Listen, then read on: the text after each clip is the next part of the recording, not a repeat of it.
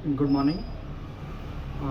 My name is Amit Kumar और हमारा चयन जो है 7 to 10 JPSC में हुआ है। मुझे 91st रैंक मिला है और इसके तहत मुझे झारखंड एजुकेशन सर्विस मिला है। मैं बेसिकली दुमका डिस्ट्रिक्ट से बिलोंग करता हूँ और ये मेरा पहला प्रयास था JPSC में। मुझे लगातार लोग मैसेजेस कर रहे हैं कि आपने कैसे तैयारी की थी, क्या प्रोसेस फॉलो किया था आपने। तो इसके रिगार्डिंग मैंने सोचा कि एक वीडियो बना लिया जाए। तो पहली तो सॉरी, ये मेरा पहला वीडियो है ऐसा 1-to-1 कॉन्वर्सेशन टाइप में। तो थोड़ा ऑड सा लग रहा है कि कैसा होना चाहिए, क्या होना चाहिए। और बट फिर भी आई विल ट्राई कि जो क्वेश्चंस पूछे गए थे मुझसे कि जैसे कि NCERT पढ़ना चाहिए कि नहीं, क्या क्या बुक्स हैं, आंसर राइटिंग मीन्स कि क्या है, प्रोसेस जो फॉलो करनी चाहिए, या फिर इंटरव्यू कैसा को कैसे डील करें। तो आपको पता ही है कि ये JPSC जो है ये 3 प्रोसेस स्टेप्स में होता है। पहला प्रीलिम्स होता है, दूसरा मेंस होता है and third one is interview. तो prelims is basically qualifying in nature and means is written in nature. You have to write answers, a good answer, more presentable in form. And interview is more about your personality, as you know that that interview का दूसरा नाम personality test होता है। तो आपको जो एक develop करते हैं पर्सनालिटी थ्रू आउट लाइफ या फिर थ्रू आउट प्रिपरेशन, तो पॉजिटिव एटीट्यूड एंड एवरीथिंग, तो वो आपका इसमें देखने को मिलता है। तो पहले आता है हम लोग प्रीलिम्स पर।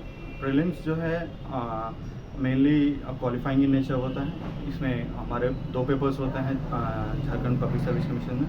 पहला होता है जनरल स्टडीज़ की और दूसरा झारखंड का रहता है। तो जनरल स्टडीज़ में बेसिकली जो बुक्स चल रहे होता है जो मार्केट में हैं उन्हीं को पढ़ना है। सबसे इम्पॉर्टेंट पार्ट है कि NCERT को पढ़े कि नहीं। बहुत ने मुझसे मैसेज करके पूछा है कि NCERT पे फोकस करें या नहीं करें, कुछ स्किप कर सकते हैं कि नहीं कर सकते हैं। तो ये NCERT बहुत बेसिक बुक है, उन्हें हमें पढ़ना चाहिए। डायरेक्ट क्वेश्चंस आते हैं उससे, एक अच्छा कमांड हो जाता है हमें जब हम NCERT को 2-3 बार पढ़ लेते हैं। तो अब रही बात तो कौन कौन सी NCERT पढ़नी है, तो मुझे जहाँ तक लगता है कि कुछ NCERTs को आप स्किप कर सकते हैं, कुछ NCERTs इंपॉर्टेंट हैं। कुछ NCERTs जो इंपॉर्टेंट हैं जैसे कि इकोनॉमी की 11th एंड 12th में जो है मैक्रो इकोनॉमिक की बुक है, वो ये 2 बुक आप पढ़ सकते हैं। पॉलिटी में 11th एंड 12th की बुक है। History 11th and 12th are sufficient. उसके बाद फिर आर्ट एंड कल्चर की एक बुक आती है 11th क्लास की, वो आप रेफ़र कर सकते हैं। ज्योग्राफी की 11th एंड 12th की बहुत ही अच्छी बुक है, उसे आप थॉरोली पढ़ें, बहुत अच्छे से तैयारी करें। वो मेंस में आप जब देखेंगे कि हमारा झारखंड पब्लिक सर्विस कमीशन का जो सिलेबस है बहुत ज़्यादा मैच करता है, तो आपको वो प्रीलिम्स में भी हेल्प करेगा और मेंस में भी हेल्प करता है। ये हो गया। उसके बाद फिर एडिशनल बुक्स जो होते हैं उसमें हम लोग स्पेक्ट्रम जो है मॉडर्न हिस्ट्री के लिए राजीव बहिर सर की रेफ़र कर सकते हैं। और भी बहुत सारे बुक्स हैं जैसे लक्ष्मीकांत हुआ पॉलिटी के लिए, वो बहुत बेसिक बुक है, वो अच्छे से कवर्ड होनी चाहिए। और फिर साइंस एंड टेक के लिए हम लोग के पास शायद घटना चक्र की एक बुक आती है प्रीवियस ईयर क्वेश्चंस की, जो बिहार पब्लिक सर्विस कमीशन और झारखंड पब्लिक सर्विस कमीशन और UP PCS वगैरह सारे में आते हैं। तो वो एक आपको एक टाइप ऑफ क्वेश्चंस जो है वो बताता है कि कैसा क्वेश्चंस आता है, और रिवीजन भी हो जाता है क्योंकि हमने बचपन में पढ़ा हुआ होता है 6th to 10th वगैरह में कि बेसिक जो फिजिक्स केमिस्ट्री और बायो वगैरह उसी से पूछे जाते हैं, बस एक रिवीजन चाहिए होता है। तो आप ये कर सकते हैं या फिर आप NCERT रेफ़र कर सकते हैं। ये हो गया साइंस एंड टेक में। और रही झारखंड की बात, तो मैंने लूसेंट रेफ़र किया था। लूसेंट वाली बुक काफ़ी अच्छी है, वो आप रेफ़र कर सकते हैं। और दूसरा बुक जो है वो मैंने मनीष रंजन सर की थी। मेरी मीडियम इंग्लिश है, तो मैंने वो इंग्लिश वाली बुक मनीष रंजन सर की रेफ़र किया था। आप भी रेफ़र कर सकते हैं, चाहे आप हिंदी मीडियम हैं तो उड़ान की बुक अगर आपको, मैंने सुना है और काफ़ी अच्छी भी है सर उड़ान की बुक, तो उड़ान की बुक आप रेफ़र कर सकते हैं।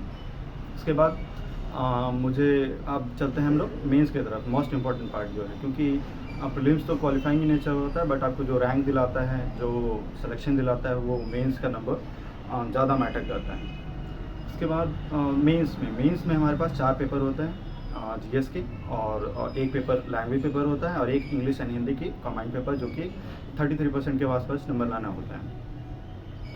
उसके बाद फिर पहले खोटा पे बात कर लेते हैं। मैंने लैंग्वेज पेपर खोटा लिया हुआ था।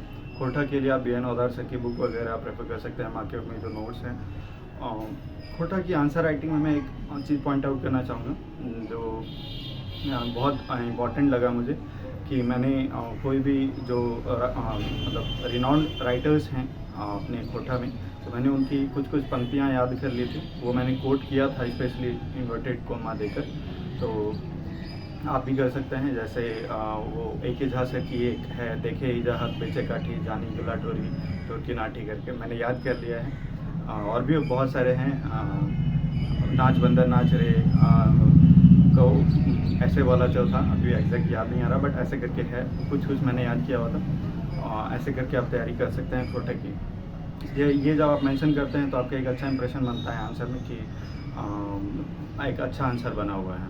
ये हो गया। फिर उसके बाद 4 पेपर्स होते हैं। पहला हिस्ट्री एंड ज्योग्राफी वाला पेपर एक होता है, और दूसरा पॉलिटी एंड पब्लिक एडमिनिस्ट्रेशन का एक पेपर होता है, तीसरा इकॉनमी का एक पेपर होता है, और फोर्थ जो है वो साइंस एंड टेक का पेपर होता है। पहला पेपर के रिलेशन में बात करते हैं तो हिस्ट्री एंड ज्योग्राफी आता है।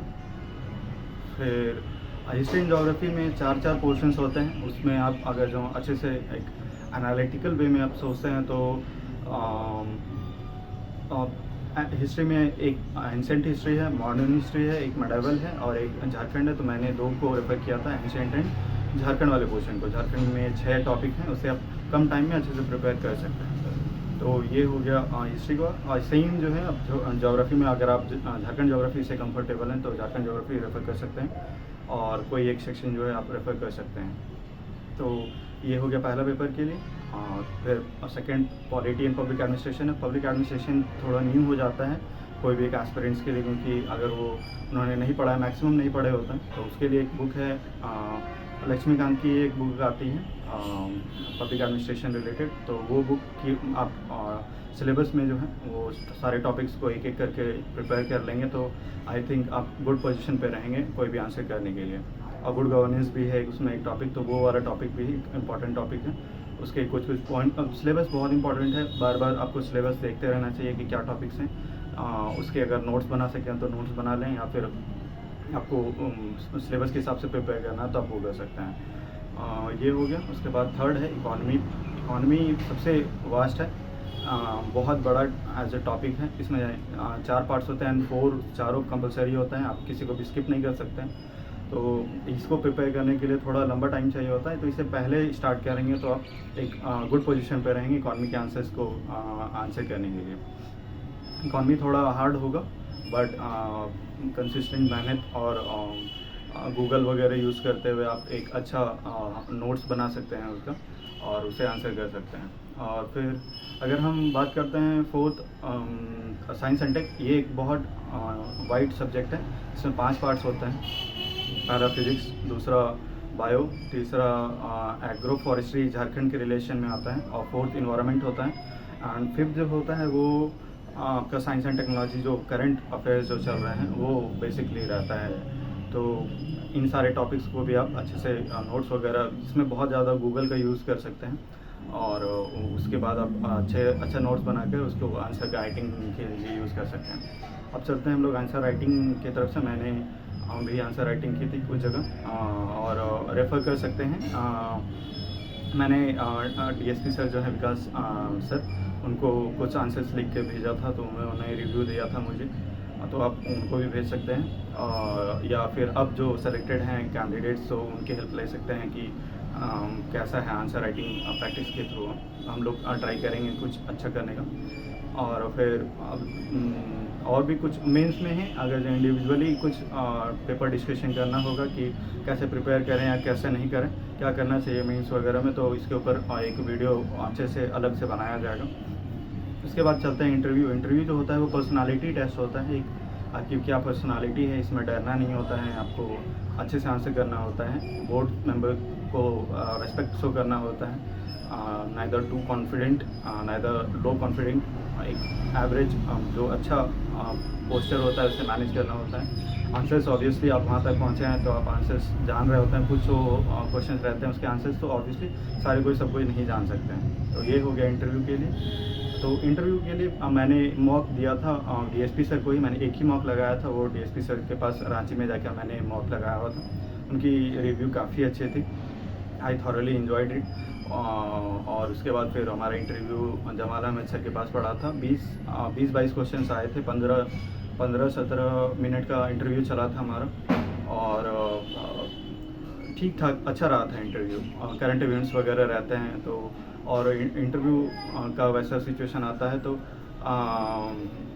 हम डील करने की कोशिश करेंगे कि कैसे उसे रेफ़र करना है, क्या करना है, उस पर एक अलग वीडियो बनाया जाएगा अगर ऐसा होगा तो।